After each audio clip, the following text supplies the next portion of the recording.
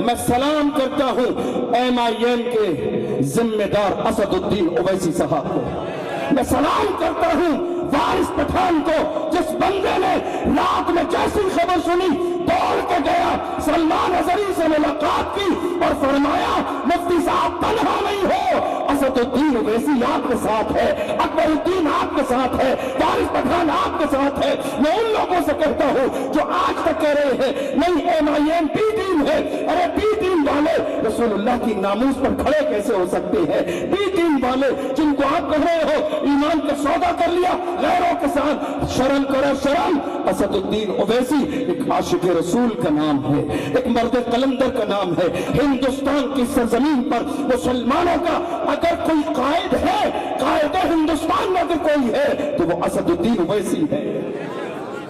हो सकता है किसी को मेरी बात से इत्तेफाक न हो, कोई बात नहीं, आपकी अपनी राय है, मैं अपनी राय कायम कर रहा हूं। हो सकता है आपको मेरी राय से इत्तेफाक ना, कोई बात नहीं, आपकी अपनी राय है। लेकिन हमने ये देखा जब सब खामोश थे तो वही सबसे पहले बोला जो हिंदुस्तान में हर मसले में सबसे पहले बोलता। आज भी हमारी आंखें नहीं खुलेंगी, आज भी हम गूंगे और बहरे बने रहेंगे, आज भी हमें ये समझ में नहीं आएगा कौन अपना है कौन बेगाना है।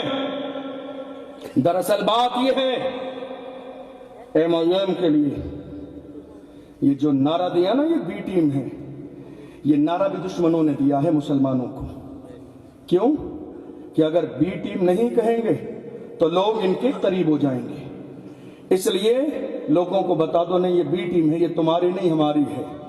वरना हिंदुस्तान की सरजमीन पर मुझे एक वाकया ऐसा नहीं दिखा सकते जिस वाकये पर ओवैसी साहब ने जबान न खोली हो। वो तन्हा बंदा है जिसने पार्लियामेंट में बिल फाड़ दिए हैं, वो तन्हा बंदा है जिसने जुनैद और नासिर की बात खुलकर की है, वो तन्हा बंदा है जिसने तबरेज अंसारी की बात खुलकर की है, वो तन्हा बंदा है जिसने अखलाक की बात खुलकर की है, वो तन्हा बंदा है जिसने पहलू खान की बात खुलकर की है, वो तन्हा बंदा है जिसने हाफिज जुनैद की बात खुलकर की है, वो तन्हा बंदा है जिसने पार्लियामेंट के अंदर CA और NRC का बिल फाड़ा है, वो तन्हा बंदा है जिसने निकाह की बात खुल के की है, वो तन्हा बंदा है जिसने तलाक के मसले पर खुल के बात की है। और उसके बावजूद अफसोस सद अफसोस कि हमारी कौम के बहुत सारे अंधे लोग आज उस बंदे को कहते हैं बी टीम है।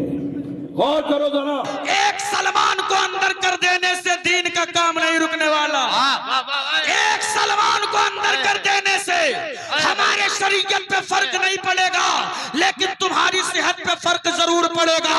इसलिए कि आज तुमने एक सलमान को अंदर किया है, ये सोच कर कि ईमान वाले डर जाएंगे। कहीं ऐसा न हो कि ईमान वालों के हर बस्ती से, ईमान वालों के हर मोहल्ले से, ईमान वालों के हर गोद से, मुसलमानों की माओं के हर आंचल से आपको सलमान अजहरी निकलते दिखाई देंगे। सोशल मीडिया पे तुमने देखा होगा कि अभी हाल ही में मुहाफिज़े नामूसे रिसालत उम्दतुल वाइज़ीन रईसुल खुतबा हजरतुल अल्लाम हजरत अल्लामा मौलाना शाह मुफ्ती मोहम्मद सलमान अजहरी साहब तिबला दामा फयूज़हुम को सिर्फ एक शेर पढ़ने पर उन्हें गिरफ्तार करके जेल की काली कोठरी में डाल दिया गया, जो कि नाकाबिले बर्दाश्त है। हम अहले ईमान हुकूमत से ये मुतालबा करते हैं कि हजरत मौलाना सलमान अजहरी को जल्दी से जल्दी रिहाई अदा की जाए। किया जाए, बोलो रिहा किया जाए कि नहीं किया जाए। और मैं कहना चाहता हूं, अगर एक शेर पढ़ लेना ये इतना बड़ा जुर्म है तो फिर आप उन्हें क्यों खुला झूमने पर के लिए छोड़ दिए हो, जो संसद भवन में घुस करके कभी हमें कटवा का खिताब देते हैं, कभी ईमान वालों की मस्जिदों को तोड़ने की बात करते हैं। अगर एक शेर पढ़ना जुर्म है तो उनका कटवा कहना भी जुर्म है, उन्हें भी जेल की सलाखों के पीछे डाला जाए। अरे बोलो ना भाई, डाला जाए कि नहीं डाला जाए, डाला जाए कि नहीं डाला जाए, डाला है। अब आप अंदाजा लगाएं मेरे भाइयों, ये सिर्फ में डराने के लिए ये माहौल क्रिएट किया गया है कि मुसलमानों को डराओ दबा दो, ये दब जाएंगे तो इस्लाम यहीं बैठ जाएगा। मगर मैं खुश हूं मैं इसलिए खुश हूँ कि जब जब इस्लाम पर प्रेशर पड़ा है, जब जब इस्लाम को मिटाने की कोशिश की गई है, जब जब इस्लाम को खत्म करने का मंसूबा बनाया गया है, तब तब इस्लाम ने एक नई तारीख लिखी है। बोलो लिखी है कि नहीं लिखी है? और इनसे बता दो इनसे कि गोबर भक्तों, हमारे एक रहनुमा को सलाखों में डालकर हमें डराने की नापाक कोशिश करने वालों, कान खोल कर सुन लो, एक सलमान को अंदर कर देने से दीन का काम नहीं रुकने वाला। एक सलमान को अंदर कर देने से हमारे शरीयत पे फर्क नहीं पड़ेगा, लेकिन तुम्हारी सेहत पे फर्क जरूर पड़ेगा। इसलिए कि आज तुमने एक सलमान को अंदर किया है, ये सोचकर कि ईमान वाले डर जाएंगे। कहीं ऐसा न हो कि ईमान वालों के हर बस्ती से, ईमान वालों के हर मोहल्ले से, ईमान वालों के हर गोद से, मुसलमानों की माओं के हर आंचल से आपको सलमान अजहरी निकलते दिखाई देंगे। नारे तकबीर, तमाम के तमाम लोग खड़े हो जाएं, खड़े होकर बुलंद आवाज से अपने हाथों को फिजाओं में लहरा के नारे का जवाब देना है।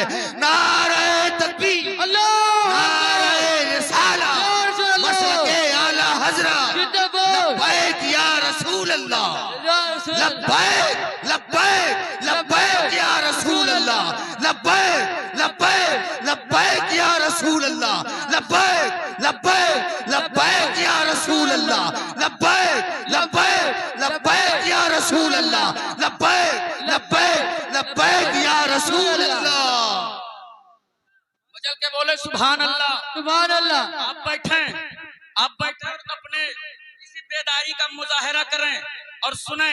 एक मर्तबा दोनों हाथों को उठा के कहें या रसूल अल्लाह, और जोर से कहें या हबीब अल्लाह।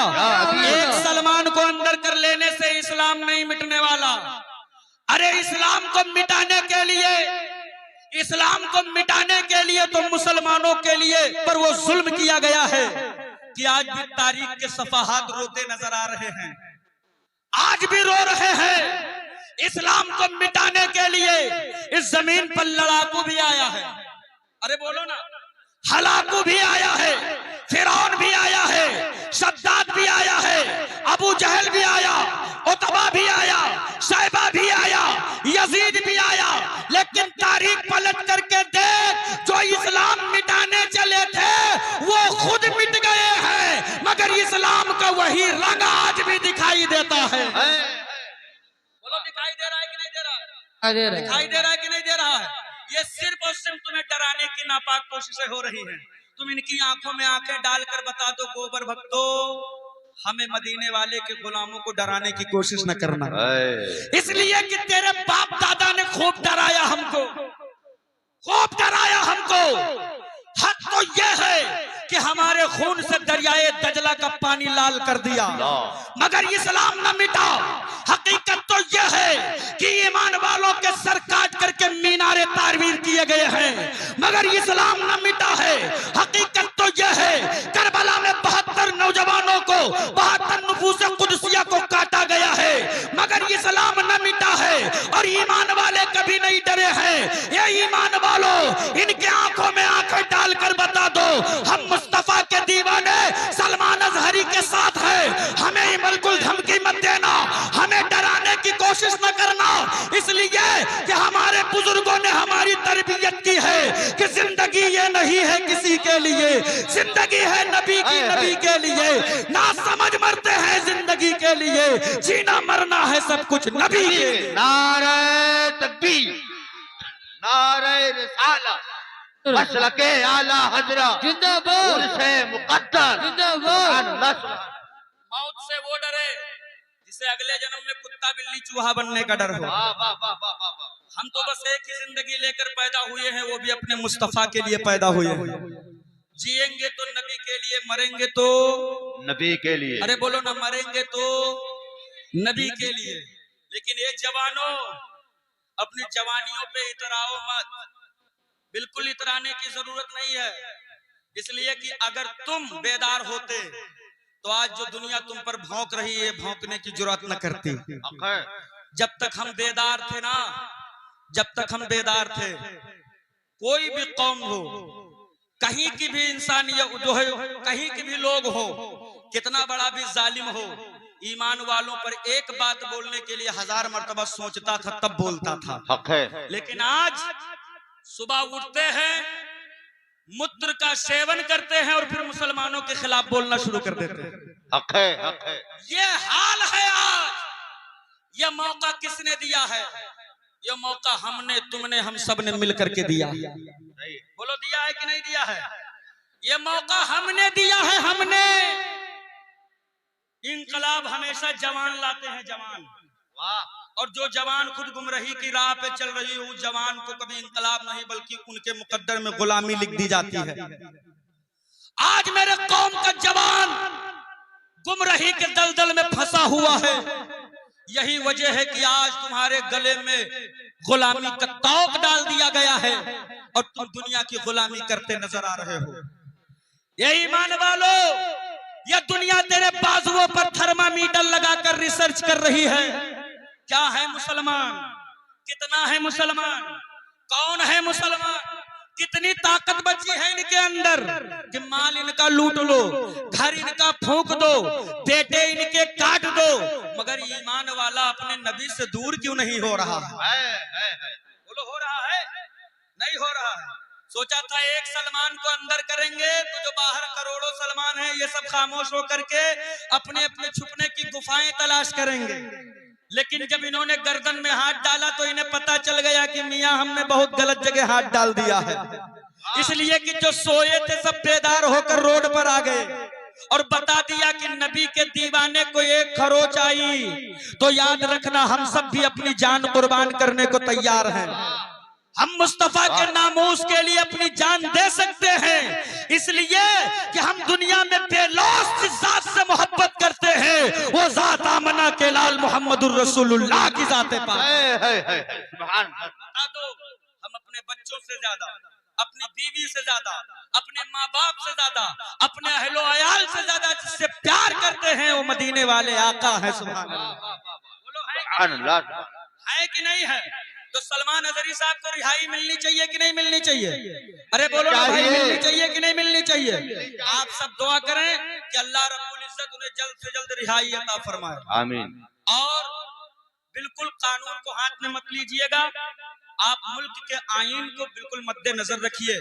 संविधान से एक भी इंच इधर उधर बढ़ने की कोशिश मत कीजिए। मुल्क में बदअमनी फैलाने की कोशिश बिल्कुल मत कीजिए। अपने बुजुर्गों के दरबार से, मस्जिदों से, खानकाहों से दुआओं का इनकाद करें, घरों में बैठकर दुआएं करें कि अल्लाह रब्बुल इज्जत हजरत मौलाना सलमान अजहरी साहब को जल्दी रिहाई अता फरमाए और मजहब इस्लाम को तरक्की अता फरमाए। आमीन, आमीन। बोलो ना आमीन। इसलिए कि जब जब दुनिया ने मिटाने की कोशिश की है तो तारीख गवाह है कि इस्लाम की फितरत में कुदरत ने लचक दी है।